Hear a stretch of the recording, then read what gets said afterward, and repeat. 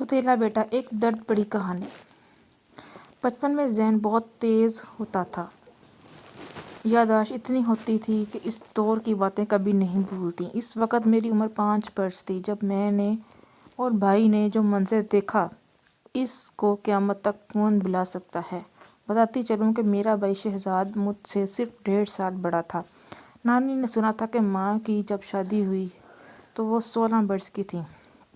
میرے والد ابھی ممی کے چچا زاد تھے، وہ بہت خوشحال تھے۔ دادا نے ساری زندگی کی محنت سے ان کے لیے دولت جمع کی تھی اور ساری ذمہ داریاں اپنے بوڑھے کندھوں پر سنبھال رکھی تھیں۔ والد تو ہر غم سے آزاد تھے۔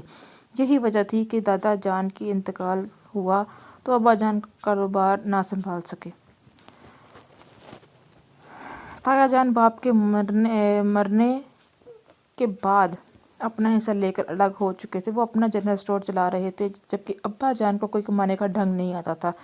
کمانے سے لوٹانا آسان ہوتا ہے۔ میرے والد نے یہ احساس نہ کیا کہ دادا نے کس مشکل سے 4 پیسے جمع کیے ہیں۔ باپ کی دنیا سے جاتے ہی وہ عیاشیوں میں پڑ گئے تو میری ماں پر بھی بڑا وقت آ گیا۔ والد صاحب میری ماں سے بے حد محبت کرتے تھے، لیکن جب سے عیاشی کی طرف مائل ہوئے، نشہ کر کے گھر آنے لگے، تب نشے کی حالت میں امی کو خوب مارتے اور جب نشہ اتر جاتا تو رو رو کر معافی مانگتے۔ امی اسی صورتحال سے تنگ آ گئیں۔ ایک دن ابا نے نشے کی حالت میں ان کو اتنا مارا کہ نیم جان ہو کر گر گئیں۔ پڑوسیوں نے ماموں اور نانی کو اطلاع دی۔ وہ آ کر میری والدہ کو اپنے گھر لے گئے۔ اس وقت میری عمر 3 سال جبکہ میرے بھائی 4.5 سال کا تھا۔ جب اماں روٹھ کر مائکے بیٹھ گئی تھیں۔ ماں اس حادثے میں اتنی مغروب ہو گئیں کہ ہفتے بھر ہسپتال میں رہی تھیں۔ انہوں نے میرے باپ کے خلاف کوئی بیان نہیں دیا اور نہ زبان کھولی۔ لیکن ماموں اور نانی نے تہیہ کر لیا کہ اب تبسم کو گھر نہیں بھیجیں گے۔ چند دن بعد والد اپنی غلطی کا احساس ہوا تو وہ معافی تلافی کرنے اور امی کو ساتھ لے جانے کے لیے آئے۔ نانی کے گھر آئے، امی نے جانے سے انکار کر دیا۔ نانی نے بھی ابا سے کہا کہ تم گھر میں اکیلے ہوتے ہو، نشہ کرتے ہو۔ نشے کی حالت میں انسان کو اپنی خبر تک نہیں رہتی۔ تم کسی دن یوں ہی مارتے مارتے میری بیٹی کو مار ہی ڈالو گے، اس کو بچانے والا کوئی نہ ہوگا۔ میں ہرگز اپنی بیٹی کو تمہارے ساتھ نہ بھیجوں گی۔ میرے والد 2 سال کے عرصے میں کئی بار امی کو منانے کے لیے آئے، لیکن انہوں نے ہر بار انکار کیا۔ نانی اور ماموں نے بھی امی کا ہی ساتھ دیا۔ آخری بار جب وہ آئے تو بھائی شہزاد تقریباً 7 برس کے تھے اور برآمدے میں گیند سے کھیل رہے تھے۔ یہ صبح 8 بجے کا وقت تھا۔ امی نے ناشتے کے برتن سمیٹے اور وہ دھونے کے لیے کچن میں چلی گئیں۔ نانی اماں صحن میں پڑی چارپائی پہ بیٹھی تھیں۔ میرے والد آ کر ان کے پاس بیٹھ گئے اور کہا کہ چچی جان، میری بیوی کو اب میرے ہمراہ بھیج دو، مجھے بہت سزا مل چکی ہے۔ میں نے کوٹھے پر جانا اور نشہ کرنا چھوڑ دیا ہے۔ اس پر نانی نے کہا، میں کیسے یقین کر لوں؟ تم کوئی اپنا ضامن لاؤ ورنہ تبسم کو تمہارے ہمراہ نہ بھیجوں گی۔ غرض ایسے ہی کچھ باتیں ہوئیں اور میرا باپ نانی اماں کو دھمکیاں دیتا ہوا چلا گیا۔ یہ کئی بار ہو چکا تھا۔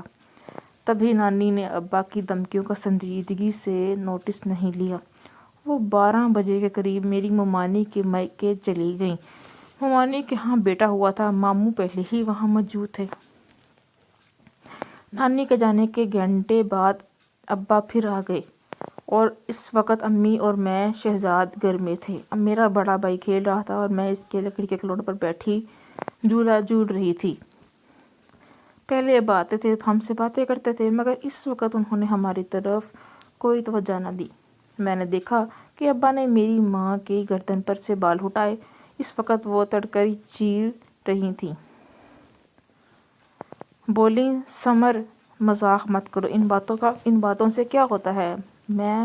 ماں اب نہیں مان رہی۔ وہ نہیں مانتی تو تم مان جاؤ، ابا نے کہا۔ جب تک وہ نہیں مانتی میں کیسے مان جاؤں؟ ماں نے جواب دیا۔ میری ماں ابا سے گفتگو کر رہی تھیں، وہ ان کے پیچھے کھڑے تھے۔ امی کے گمان میں بھی نہیں تھا کہ وہ پشت سے حملہ کریں گے مگر میں دیکھ رہی تھی کہ ابا نے چھرا نکالا اور ان کے ہاتھ ہوا میں بلند ہوا اور پھر انہوں نے میری ماں کی گردن پر وار کرنے شروع کر دیے۔ گردن سے خون کے فوارے شروع ہو گئے۔ میرا بھائی بھی یہ منظر دیکھ رہا تھا۔ وہ اس قدر خوف زدہ ہو گیا کہ تیر کی طرح دروازے کی سمت بھاگا اور باہر نکل گیا، اور میں کچھ صحن میں چھپ گئی۔ سامنے بیرونی دروازہ بھی کھلا ہوا تھا۔ میں نے کچن کی کھڑکی سے دیکھا تو نانی دروازے میں سے آ رہی تھی۔ تبھی بھائی باہر سے ان سے لپٹ گیا اور اشارے سے کہہ رہا تھا کہ جلدی چلو، اندر جا کر دیکھو۔ اس کے منہ سے الفاظ نہ نکل رہے تھے۔ اس کی کھڑکی بند گئی تھی۔ نانی دوڑی ہوئی اندر آئی تو جو ہی انہوں نے صحن میں قدم رکھا، بیٹی پر داماد کے وار دیکھ کر وہ بچانے کی خاطر امی پر جھکیں۔ تب ابا کا خنجر مشن کی طرح ان پر چلنے لگا۔ بوڑھی ہڈیاں کیونکہ ایسی وار سہ سکتی تھیں، وہ موقع پر ہی جان بحق ہو گئیں۔ ماں پہلے ہی بے ہوش ہو کر گر چکی تھی۔ ابا سمجھے کہ دونوں کا کام تمام ہو چکا ہے۔